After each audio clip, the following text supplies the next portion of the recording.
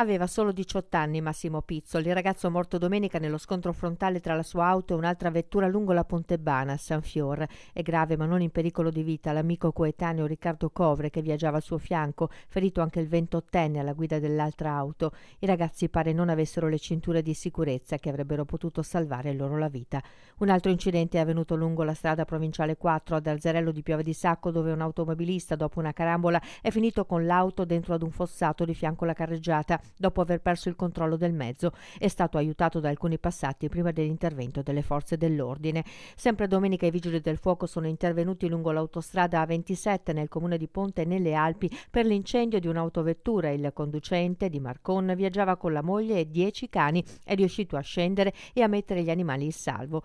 Ancora domenica a Roana, traffico in tilt per un tamponamento tra 4 auto, solo contusioni per le persone coinvolte. E ancora in viale Astichello a Vicenza un automobilista è andato a sbattere contro un palo dell'illuminazione pubblica dopo aver perso il controllo della vettura. Incidente anche lungo la Marosticana a Trescalini, nello scontro frontale tra 2 auto, feriti i conducenti. Infine in mattinata a Gambellara, in via Giuseppe Mazzini, un'auto e un furgone si sono scontrati frontalmente, 3 persone ferite di cui uno in gravi condizioni. I vigili del fuoco hanno estratto una donna che era rimasta incastrata nell'abitacolo dell'auto finita nel fossato a bordo strada, mentre gli altri 2 passeggeri a causa del forte impatto sono finiti in un campo sotto la strada. Un altro incidente è avvenuto in mattinata a Marcon nello scontro frontale tra 2 autovetture, ferite le 2 donne che conducevano i veicoli.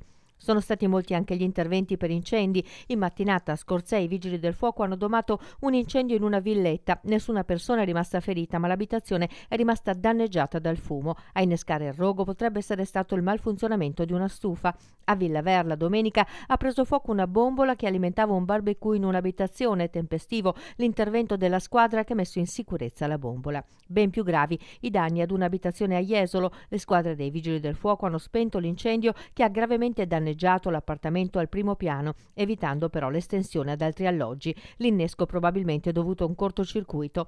Incendio anche a Venezia, nel centralissimo Sestriere d'Orsoduro, nell'alloggio al piano rialzato di una dimora nobiliare. 3 persone, la signora anziana che trovava alloggio nell'intermezzo e la coppia di inservienti residenti nel palazzo, sono stati portati all'ospedale per aver respirato del fumo. Anche in questo caso si ipotizza che l'innesco sia dovuto ad un cortocircuito.